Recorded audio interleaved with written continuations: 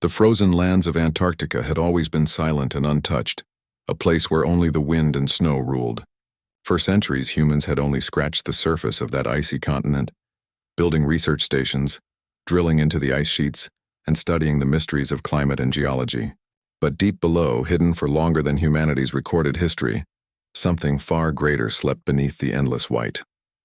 It began with a team of scientists from the International Polar Research Program. They were drilling ice cores to study the layers of Earth's past. Each layer told a story: storms, volcanic eruptions, even ancient shifts in climate. But one drill hit something it was never supposed to. Instead of ice, the bit struck metal. At first, the team thought it was an error. Maybe a piece of their own equipment had broken off in a previous expedition. But when they widened the hole and lowered cameras down, they saw smooth, curved surfaces buried deep under the frozen layers. This was no natural formation, and it was far too large to be man-made.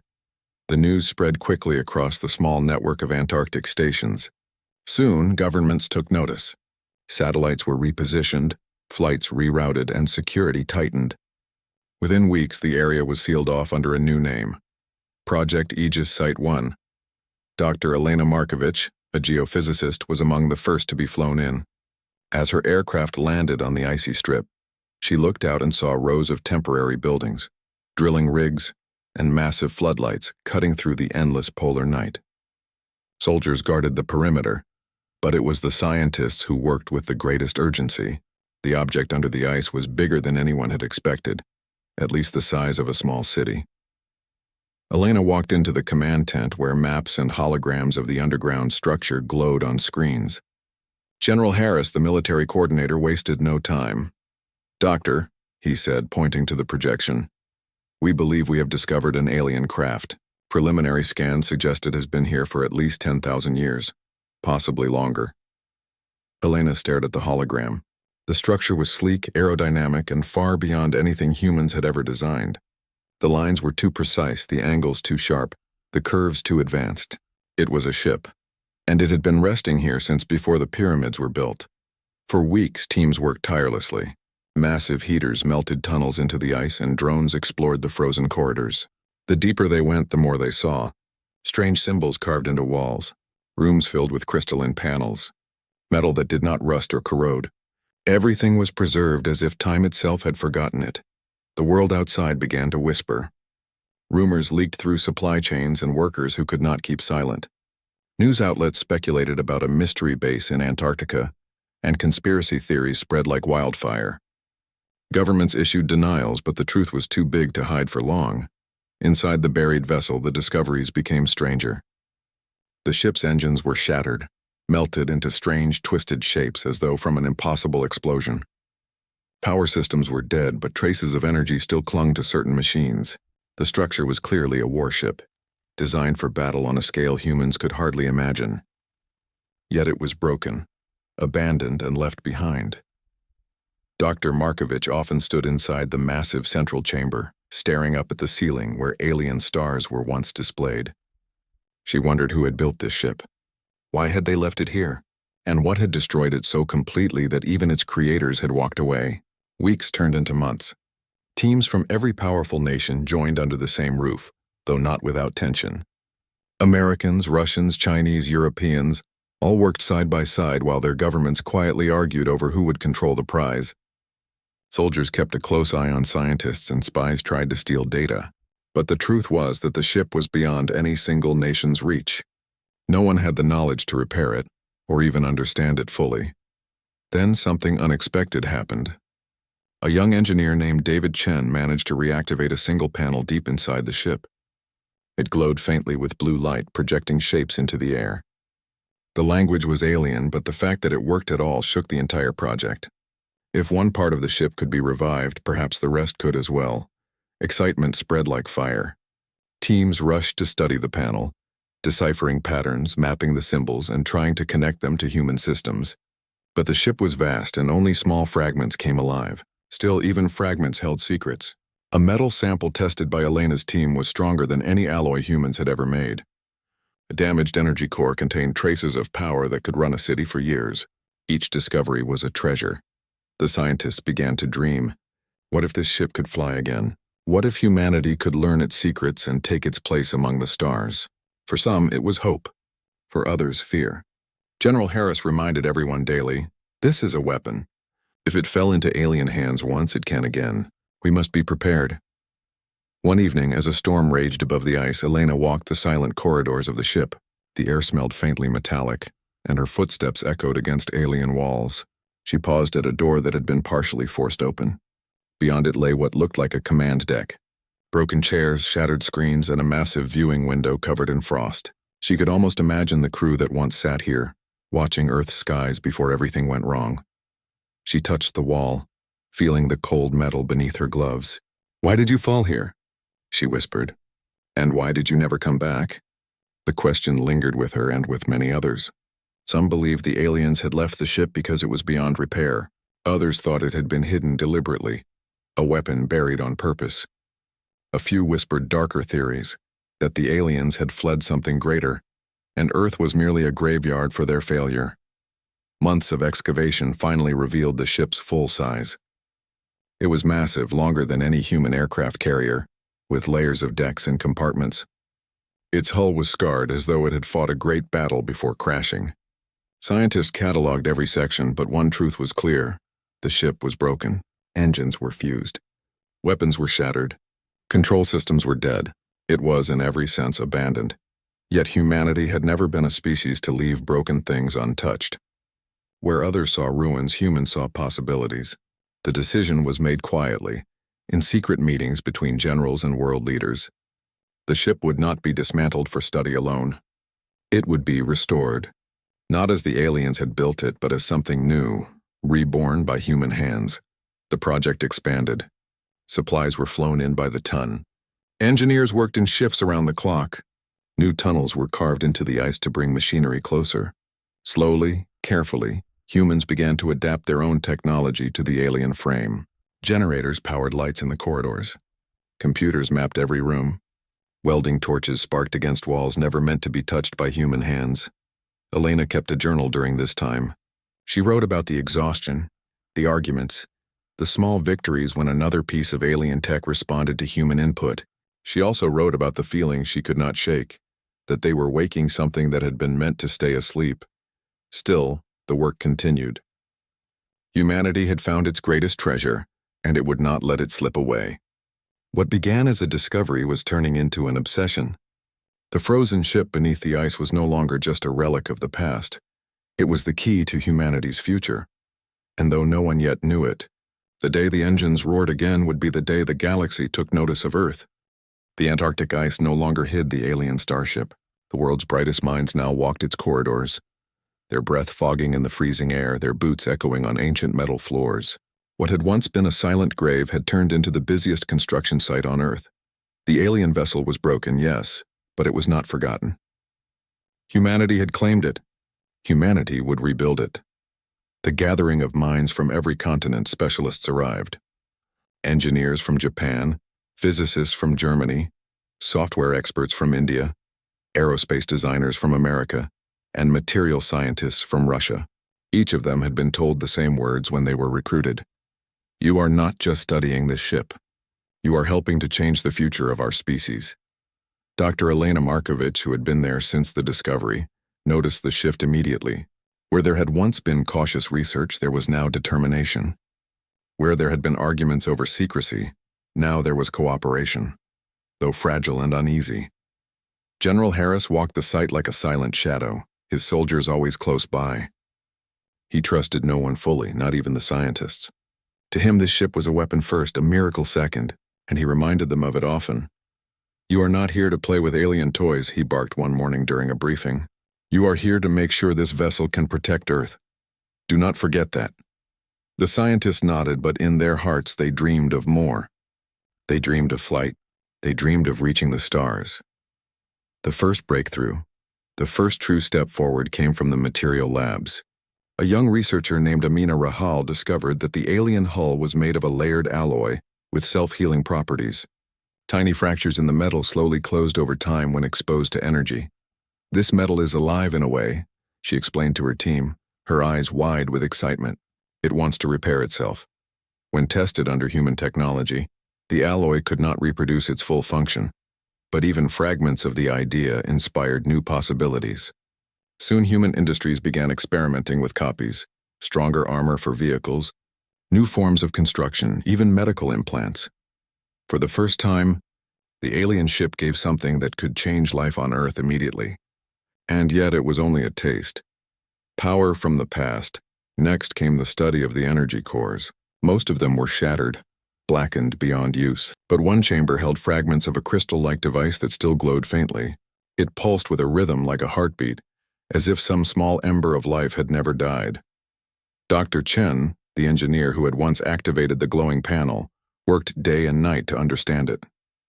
He linked human computers to the crystal, measuring every pulse, every spark. Slowly, he realized it was not a simple reactor. It was a controlled singularity, an artificial star tamed and harnessed. "We could never build this from nothing," he told Elena during a late-night walk across the frozen tunnels. "But maybe we don't need to. Maybe we only need to understand enough to stabilize what's left." And they did. With cautious steps, they built containment chambers around the fractured crystal, feeding its energy into human-made systems. The alien ember powered lights, machines, and heaters throughout the excavation site. For the first time in history, a human facility ran on alien power. Sparks of conflict, but progress brought tension. Nations back home demanded reports. Governments argued about ownership. Corporations lobbied for access, promising profit in exchange for influence. Inside the Antarctic camp, whispers spread. Some scientists wanted to share everything openly, believing the ship belonged to all humanity. Others wanted secrecy, fearing what rival nations might do with the knowledge. Elena saw the cracks forming. One evening, she overheard two engineers arguing in the mess hall. "This project will never stay united," one said bitterly. "Sooner or later, one country will try to take it all." The other shook his head. "If they fight over it, they'll lose everything. This ship is bigger than politics." Both were right. The project walked on the edge of unity and collapse. Only the sheer scale of the challenge kept them together. The skeleton awakens. Years passed. Piece by piece, the alien vessel changed. What had once been frozen wreckage now resembled a living ship again. Human scaffolding covered the hull. Floodlights lit its vast shadow beneath the ice. Hybrid systems began to appear. Alien panels wired into human processors, human welding supporting alien frames. Where engines had melted, prototypes of human-built thrusters stood in place. They were not as advanced, but they worked. The scientists learned that they could not copy everything. Alien mathematics often stretched beyond human understanding. Their designs were too elegant, too complex. But humans had something else: creativity. Where alien technology was broken, humans improvised. A computer scientist named Priya Nair once joked during a meeting, "Aliens built like gods. We build like stubborn children with duct tape." But sometimes, children find solutions gods overlook. Her words became a quiet motto of Project Aegis. Testing the hybrid systems. The first system to be tested was navigation. Using alien star charts stored in fragments of memory, the scientists built a new guidance system. The alien maps were millions of years old, but with human astronomical updates, the ship could see the galaxy again. When the test was run, a star field flickered to life on the command deck's viewing window. It showed constellations unknown to human eyes. Nebulae glowing in distant space and entire clusters humanity had never named. For a long moment, the entire team stood silent, staring at the window. It was as if the ship was waking, showing them where it once roamed. Some scientists even cried quietly. The second system was propulsion. Alien drives were useless, fused beyond recognition. But engineers fitted nuclear fusion thrusters into their place. They were primitive compared to the originals, but they pushed the massive vessel forward a few meters in its underground dock. The walls shook, the ice cracked, and alarms rang, but the ship moved. General Harris declared it a success. "She lives," he said simply. The turning point, but the greatest achievement, came when the ship's central chamber, the heart of its systems, was finally reactivated. Elena, Chen, Amina, Priya, and dozens of others stood in the vast hall as the last connection was made. Human generators fed power into alien conduits, and slowly, lights spread across the walls. Symbols glowed, panels flickered, and a low hum filled the air. For the first time in 10,000 years, The alien starship's heart beat again. The chamber projected images into the air, galaxies, energy flows, and weapon systems. Much of it was corrupted or unreadable, but enough remained to prove a truth they had only guessed. This ship had once been a dreadnought. A weapon of war. The scientists exchanged uneasy looks. Harris, however, smiled grimly. Now we know what it was, and now it will be ours. Dreams and fears not everyone celebrated. At night, Elena often wrote in her journal about her worries. We are building something we do not fully understand. It was a warship once. If we bring it back, will it protect us or will it bring the same war here? But the dream of space was too strong. Younger scientists spoke excitedly about colonizing other worlds. Engineers debated new propulsion designs. Students back on Earth filled universities hoping to join the project one day. The alien ship had lit a fire in human imagination, and it would not go out. The secret vote after 15 years of work. The governments behind Project Aegis faced a choice. The ship was nearly ready for a full test. It could launch, but who would command it? Who would control this power? In a secret meeting deep in the Antarctic facility, leaders voted. Arguments flew. Some demanded it be a United Nations vessel. Others wanted their own flag on it. Some even suggested dismantling it before it was too late. But the majority chose one path. The ship would belong to all humanity. It would not carry a single flag, but the banner of Earth. Its crew would be chosen from every nation. It was a fragile agreement, but a historic one. For once, humanity had agreed to share. The promise of the star's construction shifted into its final stage. The alien ship, now fused with human ingenuity, stood almost ready. Its engines hummed with power. Its systems blinked with light. It was no longer the vessel that had crashed. It was something new, something reborn. The people of Project Aegis gave it a name: Prometheus. Like the Titan of old who brought fire to mankind, this ship had brought the fire of the stars. It had been a broken relic left to rot in ice, but in human hands, it became the promise of a future no one had dared to imagine. The unknown waiting as the final preparations began. Few realized that their work had not gone unnoticed. Across the galaxy, sensors stirred. Old enemies of the ship's creators detected faint signals of its systems reawakening. Civilizations that had once dismissed Earth as irrelevant now whispered in fear. Something forgotten was alive again, and humanity, unknowing, stood at the threshold of its first true test. For the people working in Antarctica, it was still a dream. They did not see the storm that was gathering among the stars. They only saw the shining hull of Prometheus, gleaming under floodlights, waiting for the day it would rise into the sky. And that day was closer than anyone thought. The ship, once buried in ice, now stood alive in its hidden dock. Lights glowed softly along its hull. Human machines hummed beside alien panels. For the first time in thousands of years, the ancient vessel, now called Prometheus, waited not for its creators, but for its new masters, humanity. The air around the site was filled with tension. 15 years of labor, arguments, failures, and victories had all led to this moment. The first flight test, the day the world would learn whether Prometheus was only a dream or a reality. The crew of Prometheus, a special crew, had been chosen after long debates. They were not from one nation but many, selected for skill, courage, and loyalty to the idea of a united Earth. Captain Marcus Hale, a calm and steady former astronaut, was placed in command. His voice carried authority without arrogance, and he had the rare ability to make people trust him. Beside him stood Dr. Elena Markovich, who had studied the ship from the first day of discovery. She became the chief science officer, the bridge between human minds and alien design. David Chen, the young engineer who had revived the first panel, now led the engineering team. Priya Nair oversaw the new hybrid computer systems. Amina Rahal managed the research into alien alloys. Along with dozens of other pilots, medics, and technicians, they formed the first human crew of an alien dreadnought. Before boarding, each of them signed a simple oath. This ship is not mine, nor my nation's. It belongs to Earth. The first launch, the day arrived under a sky of iron-gray clouds. Soldiers, scientists, and world leaders stood in silence around the docking field.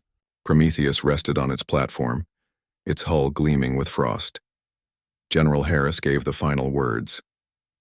"This ship is the shield of humanity. Let us see if she can fly." Inside the command deck, Captain Hale gave the order. "Engage thrusters." Human-built engines roared, shaking the ground. The alien structure vibrated but held firm. Slowly, impossibly, the massive ship rose from the ice, lifting higher and higher into the polar sky. Floodlights illuminated the hull as Prometheus climbed above the clouds, a shining spear breaking free from Earth's grip. Cheers erupted in the base below. Around the world, hidden broadcasts reached the eyes of leaders and officials. Humanity had taken its first step into the stars on wings of alien fire.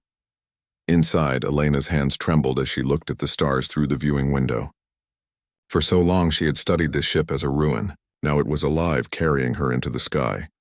"Prometheus," she whispered, "you are truly awake." Testing the systems, the ship entered low orbit. Its sensors lit up, mapping Earth with detail no human satellite could match. The hybrid navigation system showed star charts from alien memory, updated by human astronomy.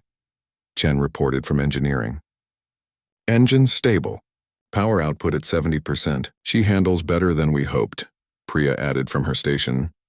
"Computer systems responding. Alien code accepts human input. We can command her, Captain." Hale nodded. "Let's see what she can do." They tested maneuvers, sharp turns, orbital shifts, acceleration. The massive ship moved with surprising grace, like a predator that remembered how to hunt. Its size was enormous, yet it flew smoother than any human craft. But not everything was perfect. Some systems refused to respond. Alien weapons remained locked, corrupted beyond repair. Life support needed human backups, and communication arrays were only partially functional. Still, the test was a triumph. Humanity had taken the bones of a forgotten warship and made it fly again. A signal in the dark as the crew celebrated their success. Something unexpected happened. Priya frowned at her console. "Captain, I'm picking up something." "A signal?" Hale leaned closer. "From Earth?" She shook her head. "No, from beyond. Very far beyond." On the screen, strange waveforms appeared. They pulsed with patterns, organized and deliberate. Elena studied them, her heart racing. "This isn't random noise. It's a message. Someone out there has noticed us." Silence fell on the bridge. Humanity's secret was no longer secret. The moment Prometheus had flown, its presence had shouted across the stars, and someone had answered. The visitors 3 weeks later, they came. It began with strange readings on deep space sensors. Then streaks of light appeared in the outer atmosphere. Objects, sleek and silver, descended from the void. The alien ships were smaller than Prometheus, but they radiated power and precision. They moved with confidence, as if they had done this countless times before. Earth scrambled jets raised defenses, but it was useless. The aliens ignored them, heading directly toward Antarctica, toward Prometheus. On the command deck, the crew watched in awe and fear as the alien vessels hovered before them. Lights rippled across their hulls, forming patterns. A voice, mechanical but clear, echoed through the ship's systems. "Humans of Earth, you have awakened what was not yours.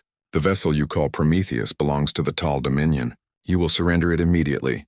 Gasps filled the bridge. Chen whispered, "They know the ship." Elena's heart pounded. The Tall Dominion, whoever they were the builders or inheritors of this technology. And now they had come to reclaim it. The meeting Captain Hale stood firm. "This is Captain Marcus Hale of the Starship Prometheus. This vessel crashed on our world thousands of years ago. You abandoned it. We restored it. By right, it belongs to humanity now." The alien voice replied coldly. "You misunderstand. That ship is a weapon of war. It was left to die on your primitive world because it was useless to us. You are not permitted to wield such power. Hand it over, or we will take it." The crew exchanged uneasy glances. Harris's words echoed in their minds. "This is a weapon. If it fell into alien hands once, it can again." Elena stepped forward. "If they abandoned it, maybe they fear it. Maybe they don't want us to use it." The aliens gave their final demand. "You have 1 rotation of your planet to comply. Refuse, and Earth will face consequences." With that, their ships vanished into the sky, leaving only silence. The debate back on Earth. Chaos erupted. Governments argued fiercely. Some wanted to surrender the ship, fearing destruction. Others demanded to fight, believing humanity could not show weakness. Inside Prometheus, the crew debated as well. Chen slammed a hand on the table. We built this ship with our blood and sweat. It's ours. We can't give it up, Elena countered. But if they are powerful enough to build something like this, what else do they have? We could doom Earth if we resist, Priya added softly. If we surrender, they'll never let us rise. We'll remain prisoners under their shadow. But if we fight, at least we choose our own future. Captain Hale listened, silent, before speaking at last. We don't yet know what they fear most, Prometheus or humanity itself. But one thing is clear, they will not simply leave us alone. Preparing for the unknown orders came from the Secret Council of Nations. Prometheus would not be surrendered. Humanity would stand united for the first time in history against a common threat. The crew worked day and night, repairing systems, testing weapons, training maneuvers. Harris oversaw the military drills. Elena pushed her scientists to unlock more alien secrets. Chen rebuilt the engines for faster response. Prometheus was still incomplete, but it was ready enough. And now it was Earth's only shield. The sky before the storm one evening, as the ship orbited silently above Earth, Elena stood at the viewing window. The blue planet shone below, fragile and beautiful. Beyond it, stars burned like endless fires. Somewhere among them, enemies were preparing. She whispered, "We are not alone anymore." "And they will not forgive us," Captain Hale joined her. His voice was calm, but his eyes were hard. "Then let them come. We've waited long enough for humanity to have its place among the stars. If they want to fight, they'll learn what it means to face us." The hum of Prometheus filled the air. It was no longer just a ship. It was a promise, a weapon, and a symbol. And far away, beyond human sight, fleets of the Tal Dominion stirred, ready to descend upon the world that dared to steal their forgotten relic. For the first time in history, humanity was not the hunter of its own wars, but the hunted in a galactic one. The world had changed. Prometheus, the ship once buried under ice, had risen to the stars. But its awakening had not gone unnoticed. The Tal Dominion had spoken, demanding humanity surrender what they had built. Humanity had refused. Now the countdown to war had begun. The calm before the storm, Captain. Marcus Hale stood on the bridge of Prometheus as Earth's blue sphere rotated slowly below. Around him the crew worked in tense silence. Every console glowed, every system hummed. Yet the air was heavy with fear and determination. Dr. Elena Markovich studied sensor readouts. Her hands shook slightly, but her eyes burned with focus. No new signals yet, but it's only a matter of time. They'll come. David Chen, down in engineering, checked the thrusters for the 10th time that day. Engines stable. If they fail, it won't be because of my team. General Harris moved like a soldier in enemy territory. He inspected weapons crews, tested drills, and barked orders. We hold this ship or we lose Earth. There is no middle ground. Around the world, humanity prepared. Nations that once argued now shared resources. Factories produced weapons, satellites scanned the skies, and young recruits volunteered to serve. For the first time in history, Earth was united, not out of peace, but out of fear. The arrival of the Dominion, it began with a ripple in space. On the Prometheus bridge, Priya Nair shouted, reading multiple warp signatures, outer orbit. The viewing window shimmered with sudden flashes of light. One, then three, then dozens of alien ships appeared in formation. Sleek silver hulls, sharp edges, glowing engines, they looked like hunters descending upon prey. Elena whispered, "The Tal Dominion." A cold voice filled the ship again. "Humans, your cycle has ended. Surrender the vessel or watch your world burn." Captain Hale stood tall. "This is Earth's ship now. We will not surrender." The alien fleet responded with silence. Then as one, their ships moved forward. The war had begun. First Blood Prometheus roared into action. Human thrusters fired, pushing the massive ship away from orbit. Alien cruisers closed in, beams of energy lancing through space. Shields, half human and half alien, flared blue as they absorbed the first hits. "Shields holding," shouted a crew member. "Return fire," Hale commanded. The forward cannons of Prometheus came alive. Human weapons fused to alien conduits. Missiles streaked outward, guided by hybrid targeting systems. Alien vessels twisted and dodged with unnatural grace, but two were struck, bursting into flames and debris. Cheers erupted on the bridge. Humanity had drawn first blood, but victory was short-lived. Dozens more Dominion ships surrounded them. Prometheus shuddered as blasts hammered its hull. Panels sparked, alarms rang, and systems flickered.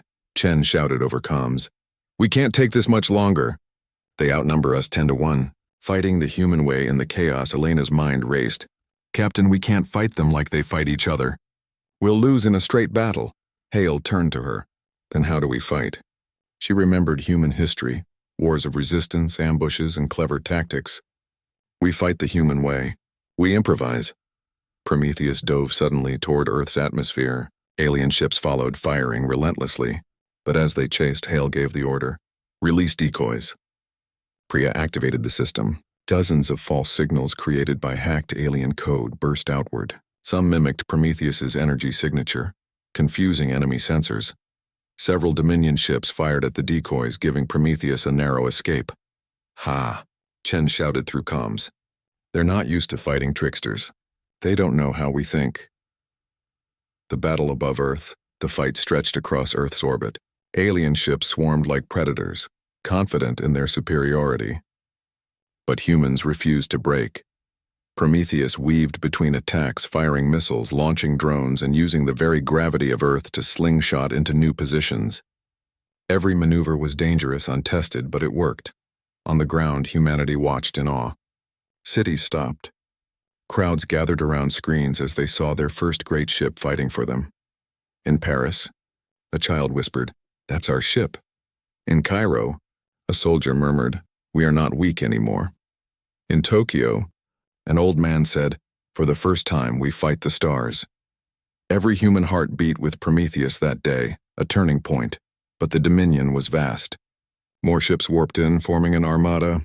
They were determined to crush humanity before it could rise. On the bridge, Harris clenched his fists. "They'll overwhelm us. We can't hold forever." Elena studied the data, then her eyes widened. "Wait, Captain, look at their formation. They're fighting us like they fight each other. Rigid, predictable. If we break their formation, we can buy time." Hale nodded. "Then we hit them where it hurts." He ordered Prometheus straight into the heart of the alien fleet. Crew members gasped but obeyed. The massive ship plunged forward, taking heavy fire. Shields flared, hull groaned, but they kept moving. At the last second, Prometheus unleashed everything. Missiles, energy bursts, even raw reactor power channeled through damaged weapons. The explosion tore through the enemy line, scattering ships in chaos. For the first time, the Dominion faltered, the message of defiance. In the sudden silence after the blast, Hale opened comms. His voice carried not just to the Dominion fleet but to every open channel. "This is Captain Marcus Hale of Prometheus. We are humans. You thought us weak, but we stand. You thought us afraid, but we fight. If you want this ship, come and take it, but know this, we will never kneel." His words echoed across the world. Billions heard them. And for the first time, humanity had spoken not as scattered nations, but as one people facing the stars. The Dominion's response. The alien voice returned, colder than ever. "You are dangerous. More dangerous than expected. This world must be cleansed before you spread." With that, the Dominion unleashed its full strength. Battleships, larger than any seen before, warped into orbit. Their weapons glowed brighter than suns. The crew of Prometheus stared in silence. Even Harris paled. This is an extermination fleet," Chen whispered. "We can't beat them. Not like this." Elena's voice cut through the fear. "Then we don't fight them head on. We survive, we adapt. That's what humans do best." Humanity's allies in waiting as the Dominion moved in for the final strike, something unexpected happened. Small signals appeared on the sensors. Dozens of ships, old, damaged, and mismatched, slipped into the battlefield. They were not human. They were alien. A voice crackled through comms, rough and desperate. "Humans, we saw you fight. We saw you stand. We are from worlds the Dominion crushed. We thought no one could resist them. But you give us hope. We will fight with you." Elena's eyes filled with tears. "We're not alone." The battle shifted. The new allies, though weaker, attacked the Dominion from the flanks. Prometheus struck from the center. For the first time in centuries, the Dominion faced resistance they had not planned for. A new kind of war. The battle raged for hours. Prometheus took blow after blow, but always rose again. Human tactics, tricks, decoys, unpredictable moves confused the Dominion. Where alien fleets valued order, humans thrived in chaos. By the end, the extermination fleet had not destroyed Earth. They had been forced to retreat, leaving behind wreckage and humiliation. On the bridge of Prometheus, the crew sat exhausted but alive. Harris finally allowed himself a small smile. We did it. We showed them. Elena, though, was not celebrating. She looked at the stars, knowing the truth. This is only the beginning. They will be back stronger, but now the galaxy knows humanity will not be slaves. The dawn of resistance news of the battle spread beyond Earth. Alien civilizations long oppressed by the Dominion whispered of a new force, a new hope, a species that had turned a broken relic into a weapon and stood against the giants of the stars. In hidden corners of the galaxy, rebellions stirred. The name human began to spread like wildfire. On Earth, people rebuilt, mourned their dead, and looked upward with pride. The war had cost much, but it had given them something greater, unity. And at the heart of it all was Prometheus, scarred but unbroken, humanity's first great weapon and symbol. The war nobody expected had begun, and humanity was ready to fight it no matter how long it lasted. The battle above Earth had ended, but victory did not bring peace. The Tal Dominion had retreated, humiliated, yet they were far from defeated. Their fleets spread across half the galaxy, their power built over thousands of years. They would never allow humans, a young and fragile race, to threaten that rule. On the Prometheus, Captain Marcus Hale stood before the vast display of stars. His uniform was torn, his face weary, but his eyes burned with unshakable determination. They will come back. Not tomorrow, not next week, but they will come. We need to be ready. General Harris, grim as ever, nodded. We bloodied them. That means they'll come with fire next time. Earth won't survive another battle unless we expand. Dr. Elena Markovich looked down at the tactical charts. Expand or into space. We must move beyond Earth. If we stay on one world, we are trapped. But if we build more ships, more stations, more allies, we can survive. It was an impossible task. Humanity had only just launched its first true warship, and even that was a broken alien relic turned into something new. But for the first time in history, humanity did not think in terms of impossibility. Forging an empire from ashes, the months after the battle were filled with struggle. Earth united its resources, pouring everything into a single goal: survival. Nations that once competed now worked side by side. Engineers who had never dreamed of space now lived in orbit. Factories were retooled to build weapons, stations, and ships. Prometheus served as the beating heart of this new age. Though damaged, it was still the most powerful vessel in human hands. Under David Chen's guidance, its systems were repaired and even improved.